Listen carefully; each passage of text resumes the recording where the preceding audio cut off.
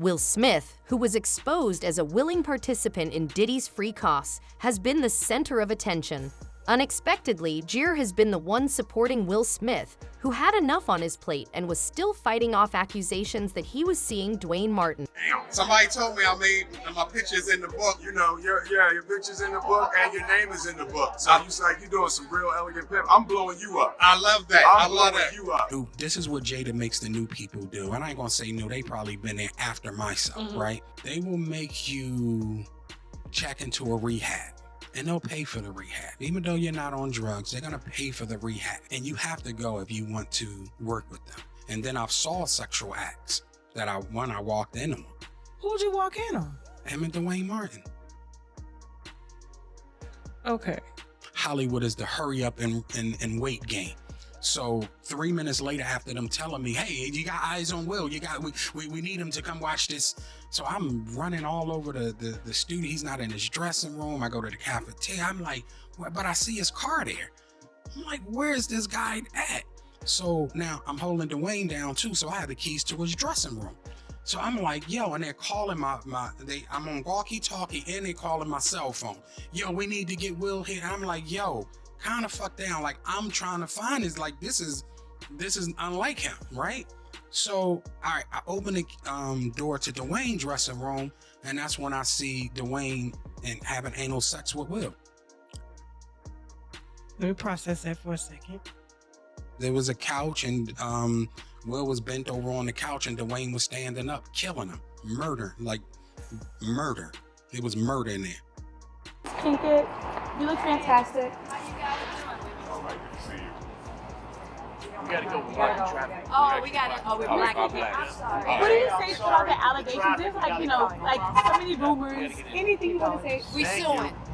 I know that's right. Thank you, Miss Pinkett. And it's nonsense. And this is a person that tried a money shakedown that didn't work. We're gonna take legal action. Salacious, malicious stories. So that's actionable. So for me, unfortunately, it's part of it. So there was a money shakedown prior? Oh, yeah. There was a money shakedown. He tried to extort you before? Well, and that they spent money or what have you, and that they needed to be compensated. So he already tried to do this money shakedown. Because of some business that they had. And I don't know the complete details about it, but that's about to come out because, like I told you, about to take legal action. Right. Will dealing with it, Oh. Does he laugh it off? Release a statement. Will's always gonna find the funny. I figured that. Yeah, he's always gonna find the funny. You know what I'm saying? And so y'all laughed at the murder, kill. Yeah. You have to. You know what I'm saying? And so all you have is you just gotta laugh about it, And it's unfortunate because he was like, "Do you believe this shit?"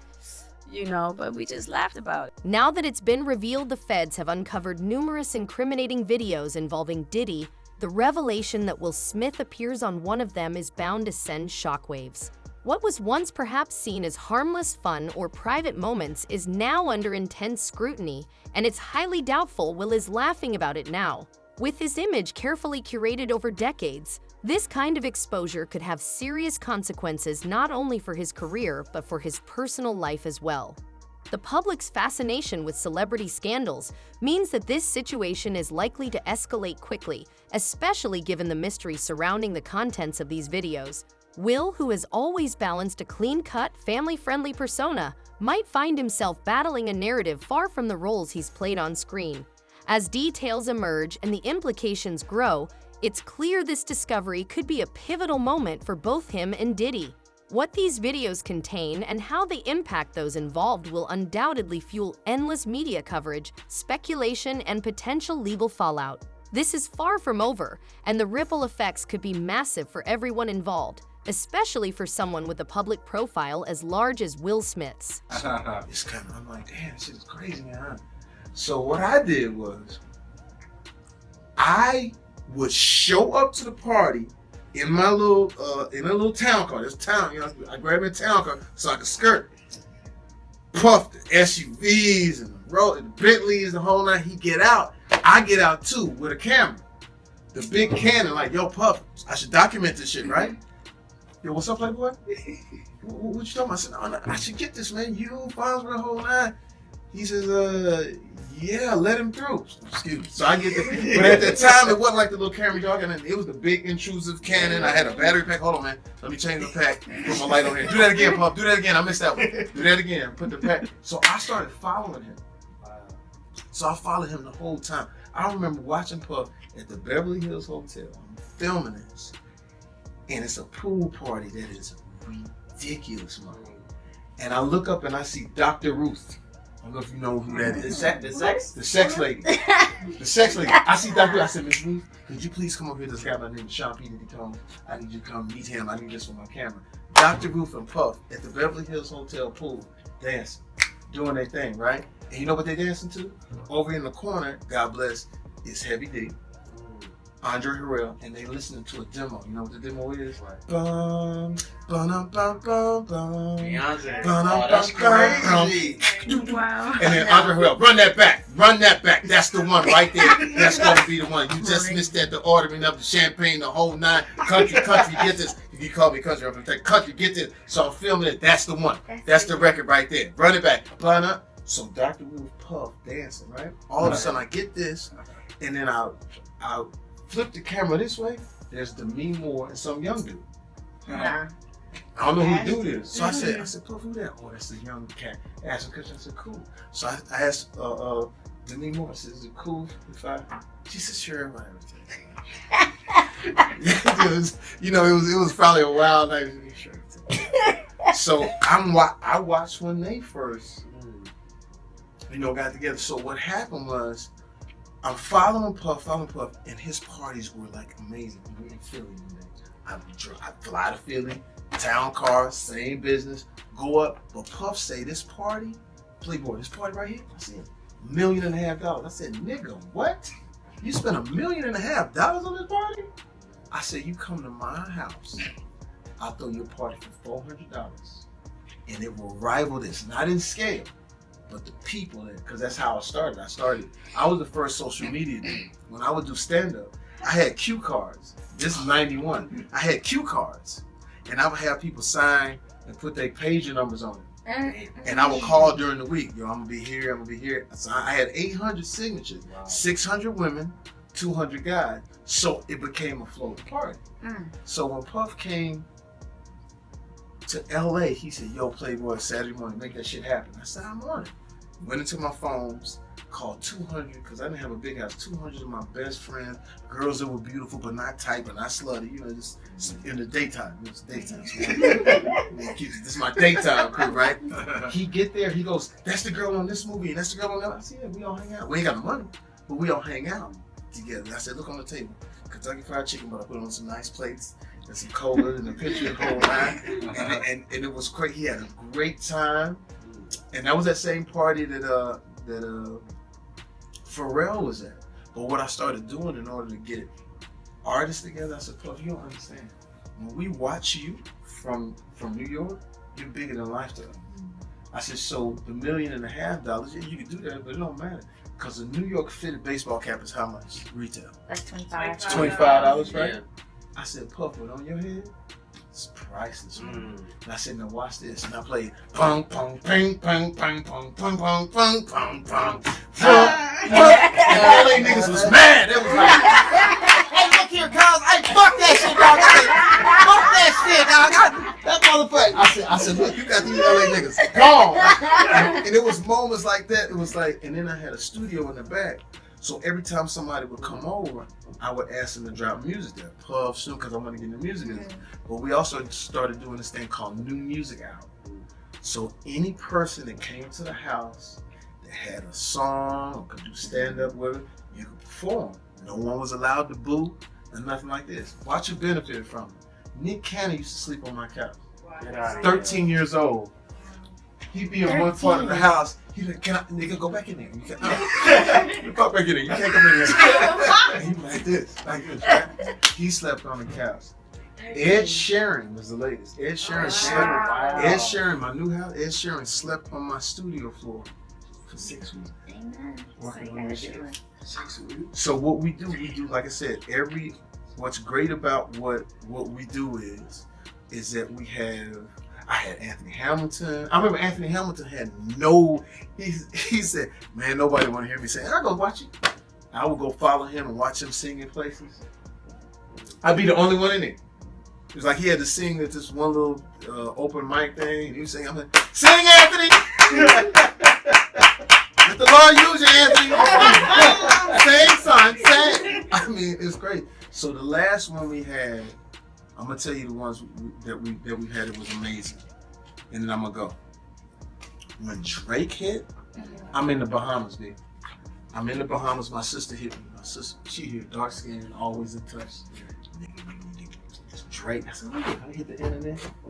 I said, "Oh, nigga, I'm in my robe. I grabbed some wine." I said, "I forgot to call you on your birthday." I said, "I gotta find it." So Brian finds him. We actually do a song together. But I was watching him, and I took him on when the redheaded guy took over for Jay Leno. I took him on Conan. I said, Conan, you don't know who this dude is. I said, his name is Drake, and 2 girls and all. I said, y'all up on it. He about to be the big dude. So when Drake rolled out his thing, his first album, I said, Drake, I'm gonna do a thing for you in my house called New Music Era, and I call this On My Balcony. I want you to come get on my balcony. So what do you mean? I said, don't worry about it. You'll see. I said, the SUVs will pick you up, bring you to my house. Now I got a bigger house. It's like 40 acres. Women showed up to the party at 3 in the afternoon. Bus pulled up. 30 girls get out. Bus pull up. 40 girls get out. Crazy. I said, well, ladies, he's not going to be here till like 11 because BET time. So we won't be here till 11. We'll wait. It was BET because it was BET award. Oh, okay. We thought you were going to No. It was the BET awards that weekend. So I said, listen, he ain't going to be here till 11. So we still setting up, right? By the time he got there, 2,500 people counted in my backyard. When he drove up the driveway, we had a drive-in movie theater poster of him and his artwork. The smooth one with the cut, you know, the peacoat, the smooth, the motherfucker with the shit right. You know what I'm saying? No smiles. It's just the motherfucking right. He drive up with all his boys, and it's funny when before you get your money, everything is too big. Mm-hmm. Like his Letterman jacket was, he was like, oh man, I said, yeah, man. I said, yeah, man. Dog, I said, look at the body.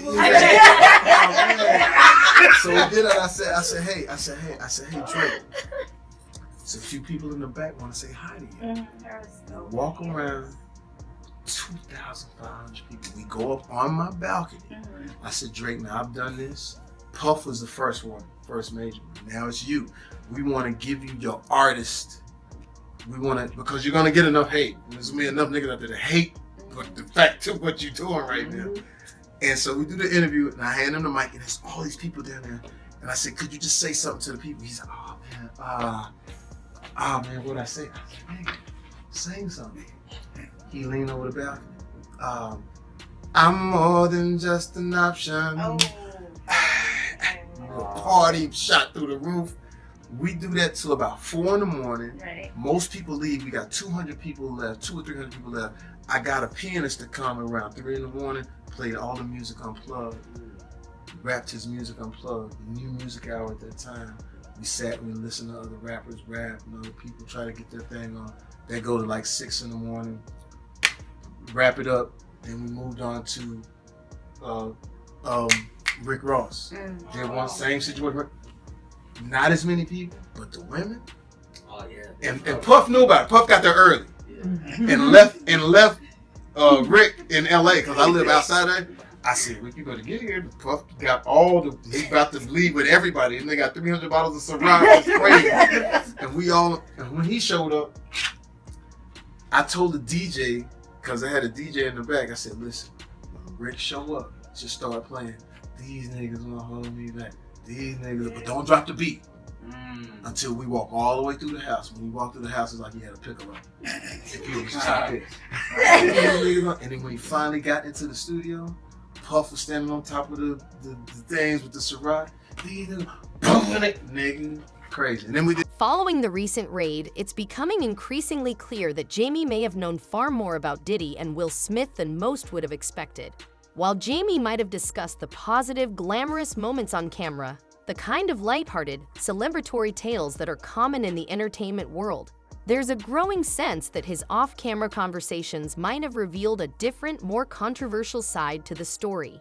Jamie, having been deeply connected to both Diddy and Will Smith, likely had insight into private matters that weren't meant to see the light of day. Given his position within Hollywood and his relationships with major figures in the industry, it's not a stretch to imagine that Jamie had access to information about their personal lives, relationships, and perhaps even their involvement in the now infamous parties that Diddy hosted, some of which have garnered widespread attention and scandalous rumors. The recent raid and the discovery of incriminating footage raise many questions about just how much Jamie knew and whether he shared details that go far beyond the surface-level fun he's talked about in public. It's possible that off-camera, he was privy to conversations about the kinds of activities that could deeply affect the reputations of both Diddy and Will Smith. The entertainment industry is rife with secrets, and when you're as connected as Jamie, those secrets might weigh heavy, particularly when the stakes are as high as they are now. The nature of Diddy's infamous parties has always been a point of intrigue. Rumors have swirled for years, and now with the feds uncovering video footage involving major celebrities, including Will Smith, the whispers seem to be turning into something more tangible and serious. Jamie, being close to both men, could have found himself at the center of this storm of controversy. It's safe to assume that while Jamie might have played the role of a loyal friend, helping maintain the public image of both Diddy and Will Smith, he may have witnessed or heard things behind the scenes that he kept under wraps for a long time. But now, with federal investigations and a much larger spotlight on Diddy's past, that veil of secrecy may be unraveling. The pressure of what's at stake for both Diddy and Will Smith is immense. Diddy, with his long-standing reputation as a party king, may face serious consequences as the nature of these gatherings comes under legal and public scrutiny. For Will Smith, a man whose public persona has been largely built on a foundation of wholesome family values and global stardom, the stakes are even higher. Any association with these videos, especially if they paint him in a compromising light, could be disastrous both personally and professionally. Jamie, knowing the intricacies of their lives and possibly holding knowledge that could shift the narrative for either man, finds himself in a precarious position. The entertainment industry is notorious for protecting its own, for keeping certain things buried to preserve reputations and careers, but federal investigations are a different beast altogether. Once law enforcement gets involved, the stakes rise dramatically, and those who were once trusted confidants may find themselves forced to reveal what they know or risk facing legal repercussions themselves. As these investigations continue to unfold and more details emerge about the videos the feds have seized, it's likely that Jamie's involvement, whether as a witness or someone with inside knowledge, will come under greater scrutiny. While he may have been cautious about what he said on camera, the off-camera conversations and knowledge he possesses could turn out to be far more damaging. The fallout from these discoveries could be monumental, potentially altering the lives and careers of everyone involved. With so much uncertainty surrounding the contents of the videos and what exactly Jamie knows, the world will be watching closely as this scandal develops further. The ripple effect of this raid is only just beginning, and the truth, once it fully comes out, could shake Hollywood to its core. I think Will and Jada is trying to scoop up Jennifer. I want you to stay close, because I'm going to snuff him.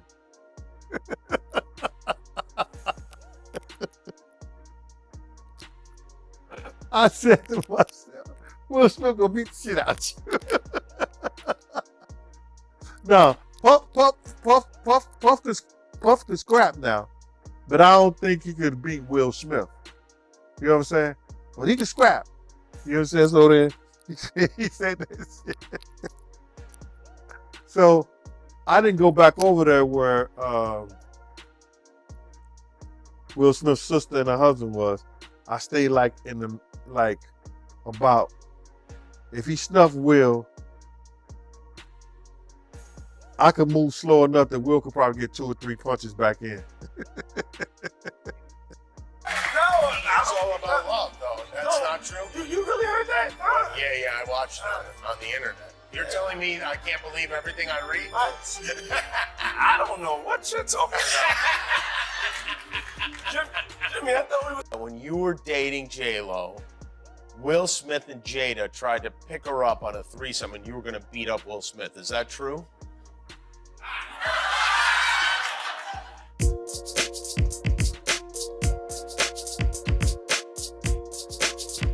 You really heard that? Yeah, I watched it on the internet. You're telling me I can't believe everything I read? I don't know what you're talking about.